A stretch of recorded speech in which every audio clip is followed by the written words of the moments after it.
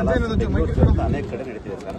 ಸರ್ಕಾರ ಎಲ್ಲೊಂದು ಕಡೆ ಬಾಗ್ಲ ವಲಸಿಗರನ್ನ ಯಾರೇ ವಲಸಿಗರು ಬಾಂಗ್ಲಾದೇಶ ಇನ್ನಿತರ ದೇಶದಿರೋ ಆಫ್ರಿಕಾ ಕಂಟ್ರೀಸ್ ನಾವು ಭಾಳ ಕಟ್ಟುನಿಟ್ಟುವಾಗಿ ಗಂಭೀರವಾಗಿ ಇದನ್ನು ನಾವು ಶೋಧನೆ ನಡೆಸ್ತಾ ಇದ್ದೀವಿ. ನೀವು ಕಳೆದ 3 ತಿಂಗಳಲ್ಲಿ ನೀವು ಸ್ಟ್ಯಾಟಿಸ್ಟಿಕ್ಸ್ ನೋಡಿದ್ರೆ ಆಲ್ಮೋಸ್ಟ್ ಸುಮಾರು 1,000 ಜನ ವಲಸಿಗರು ಸಿಕ್ಕಿದ್ದಾರೆ. ಬೇರೆ ಬೇರೆ ನಿಮ್ಮ ಆಫ್ರಿಕನ್ ಇರ್ಬೋದು, ಬಾಂಗ್ಲಾದೇಶಗಳು. ಆಮೇಲೆ ಇವರೆಲ್ಲನೂ ಕೂಡ ನಮಗೆ ಉತ್ತರ ಭಾರತದಿಂದಲೇ ಬರ್ತಾರೆ. ಸೊ ಇದರಲ್ಲಿ ಯಾವುದೇ ಕಾಂಪ್ರಮೈಸ್ ಇಲ್ಲ. ಈಗಾಗಲೇ ನಾವು BSF ಅವ್ರ ಜೊತೆ ಟಚ್ನಲ್ಲಿದ್ದೀವಿ, FRO ಅಧಿಕಾರಿಗಳ ಜೊತೆ ನಾವು ಟಚ್ನಲ್ಲಿದ್ದೀವಿ. We will 100% take care of this issue. ಇದು ಕಾನ್ಸ್ಟೆಂಟಾಗಿ ವಿಜಿಲೆಂಟ್ ಇರಬೇಕಾಗ್ತದೆ. ಬರೀ ನಾವು 1 ವಾರ ಮಾಡೋದು, ಇನ್ನೊಂದು 2 ವಾರ ಬಿಡೋದು ಅಂತ ಇಲ್ಲ, ನಿರಂತರವಾಗಿ ಮಾಡಬೇಕಾಗ್ತದೆ. ಇದಕ್ಕೆ ಅವಶ್ಯಕತೆ ಬಿದ್ದರೆ ಒಂದು ಸ್ಪೆಷಲ್ ತಂಡನೇ ಕೂಡ ನಾವು ಮಾಡ್ತಾಯಿದ್ದೀವಿ. ಮತ್ತು ಭಾಳ ಪ್ರಮುಖವಾದಂಥ ವಿಷಯ ಏನಪ್ಪ ಅಂದರೆ, ಈ ವಿಚಾರದಲ್ಲಿ ಕೇಂದ್ರ ಸರ್ಕಾರ ಸ್ವಲ್ಪ ನೆರವು ಕೊಡಬೇಕಾಗ್ತದೆ. ಯಾಕಂದರೆ ನಮ್ಮ ರಾಜ್ಯ ಯಾವುದೇ ಅಂತಾರಾಷ್ಟ್ರೀಯ ಗಡಿಯನ್ನು ನಾವು ಹೊಂದಿಲ್ಲ, ಸಂಪರ್ಕನೂ ಇಲ್ಲ. ಬಾಂಗ್ಲಾದೇಶ ಗಡಿನೂ ನಮ್ಮ ಸಂಪರ್ಕ ಇಲ್ಲ, ನೇಪಾಳು ಸಂಪರ್ಕ ಇಲ್ಲ, ಬೇರೆ ಯಾವ ರಾಷ್ಟ್ರದ್ದು ಬಾರ್ಡರ್ಸನ್ನು ನಾವು ಶೇರ್ ಮಾಡೋದು. ಆದರೆ ಇವತ್ತು ಅವರು ನುಗ್ತಾ ಇದ್ದಾರೆ ಅಂದರೆ ಎಲ್ಲಿಂದ ಬರ್ತಾ ಇದ್ದಾರೆ? ಇವತ್ತು ತ್ರಿಪುರಾದಿಂದ ಬರ್ತಾ ಇದ್ದಾರಾ, ಅಸ್ಸಾಮಿಂದ ಬರ್ತಾ ಇದ್ದಾರಾ, ಬೇರೆ ನಾರ್ತ್ ಈಸ್ಟ್ ಇಂದ ಬರ್ತಾ ಇದ್ದಾರಾ, ಪಶ್ಚಿಮ ಬಂಗಾಳಿಂದ ಬರ್ತಾ ಇದ್ದಾರಾ? ಗಡಿ ಕಾಯೋ ಜವಾಬ್ದಾರಿ ಕೇಂದ್ರ ಸರ್ಕಾರ. ಅದೇ ವಿಚಾರದಲ್ಲೇ ಇವರು 2-3 ಎಲೆಕ್ಷನ್ನು ನಾರ್ತ್ ಈಸ್ಟಲ್ಲೂ ಮಾಡಿಬಿಟ್ರು ಮತ್ತು ವೆಸ್ಟ್ ಬೆಂಗಾಲಲ್ಲೂ ಮಾಡಿಬಿಟ್ರು. ಆದರೆ ಅವ್ರ ಜವಾಬ್ದಾರಿ ಸರಿಯಾಗಿ ನಿರ್ವಹಿಸ್ತಾ ಇಲ್ಲ ಅಂತ ನನ್ನ ವೈಯಕ್ತಿಕ ಅಭಿಪ್ರಾಯ. ಇಷ್ಟು ದೂರ ಬರ್ತಾ ಇದ್ದಾರೆ ಅಂದರೆ not only hour international borders have become Porus, but also other state borders also have becoming Porus ಅಂತ. ಮತ್ತು ಇತ್ತೀಚೆಗೆ ಒಂದು ಹೊಸ ಟ್ರೆಂಡ್ ಪ್ರಾರಂಭ ಆಗಿದೆ ಸೋಷಿಯಲ್ ಮೀಡಿಯಾನಲ್ಲಿ. ಸುಮ್ಮನೆ ಹೋಗೋದು ಸ್ಲಮ್ಗಳಲ್ಲಿ,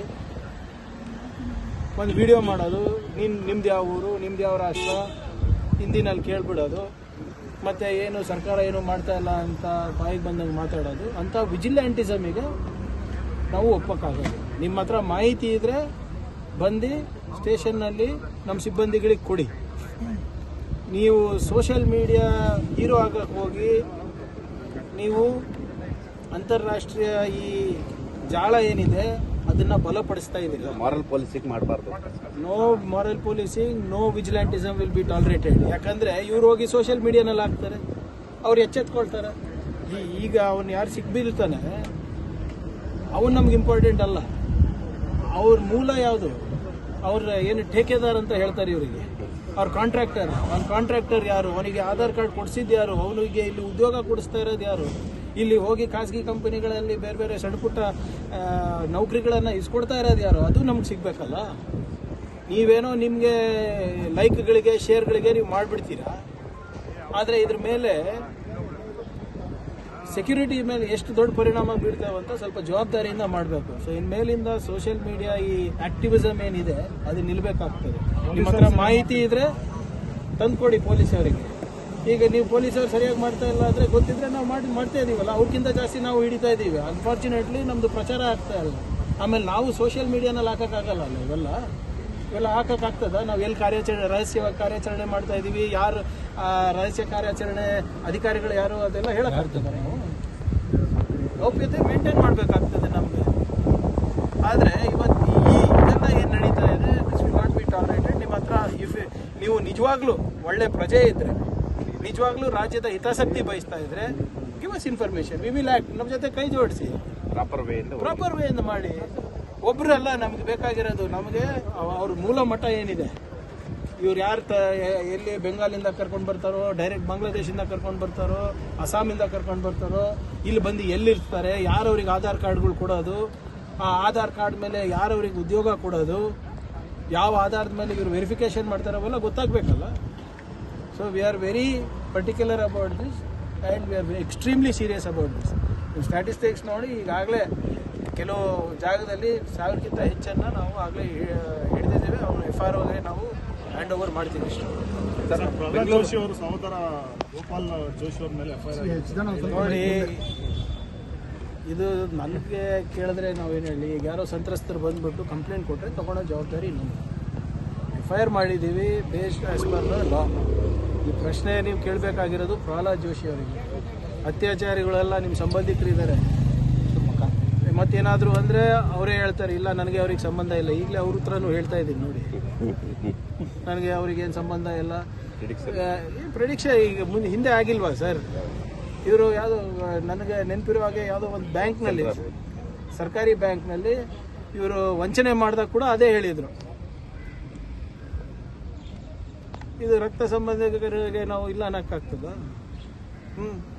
ಈಗ ಇಲ್ಲಿ ಡೆಲ್ಲಿನಲ್ಲೆಲ್ಲ ಎಲ್ಲದ್ರ ಬಗ್ಗೆ ಮಾತಾಡ್ತಾರಲ್ಲ. ಈಗ ಅವರು ಧರ್ಮೇಂದ್ರ ಪ್ರಧಾನ್ ರಾಜೀನಾಮೆ ಕೊಡಿಸ್ಬಿಟ್ಟು ಇವ್ರು ಭಾಳ ದೊಡ್ಡ ಕೆಲಸ ಮಾಡ್ತೀನಿ ಅಂತ ಹೇಳಿ ಇವರಿಗೆ ಸ್ಥಾನಮಾನ ಕೊಟ್ರಲ್ಲ, ಇತರ ಕೊಡಲಿ, ಇದು it's there issue. Sir toll ವಿಚಾರ ಕುಮಾರಸ್ವಾಮಿ ಅವರು ಟೋಲ್ ಕಟ್ಟಬೇಡಿ ಅಂತ ಹೇಳಿದ್ದಾರೆ. ನಾವೇನು ಹೇಳೋಕ್ಕಾಗ್ತದೆ ಇದಕ್ಕೆ? ಇಲ್ಲಿ BMRCL ನಮ್ಮ ಮೆಟ್ರೋನಲ್ಲಿ ₹1 ಜಾಸ್ತಿ ಮಾಡಿದ್ರೆ ಇಡೀ BJPದವರು ಬಂದು ಪ್ರತಿಭಟನೆ ಮಾಡ್ತಾರಲ್ವ?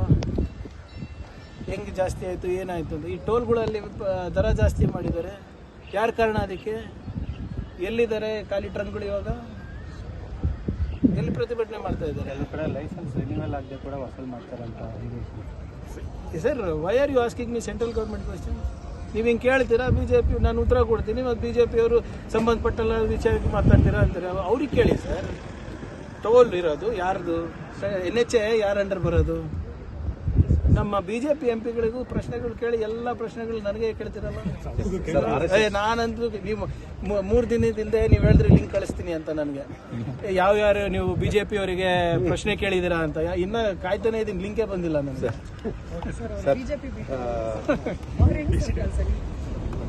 ಚಾನಲ್ ಸರ್, ತಾವು ಸಾಫ್ಟ್ ಆಗಿಲ್ಲ ಅಂತ ಅನ್ಕೊಂಡಿವಿ ಸರ್. RSS ವಿಚಾರದಲ್ಲಿ ಪತ್ರವನ್ನು ಬರೆದಿದ್ರಿ, ರಿಪ್ಲೈ ಬಂತ ಸರ್? ಅದು ಬರೋದಿಲ್ಲ ಅಂತ ನಿಮ್ಗೆ ಹೇಳಿದ್ದೀನಲ್ಲ.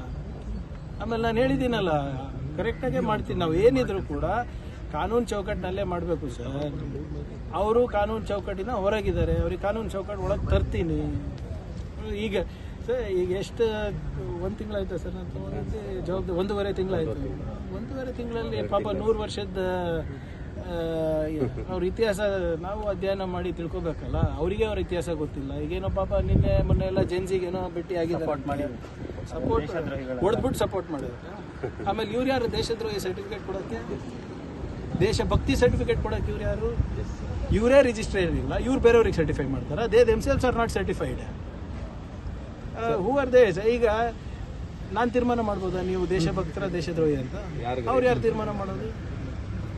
ಅವ್ರೇನು ಸರ್ಟಿಫಿಕೇಟ್ ಕೊಟ್ಟು ಓಡಾಡ್ತಾ ಇದ್ದಾರೆ ಸರ್? ಈಗ ಪತ್ರಕ್ಕೆ ರಿಪ್ಲೈ ಬರಲಿಲ್ಲ ಅಂದ್ರೆ ಮುಂದೆ ಏನು ಸರ್?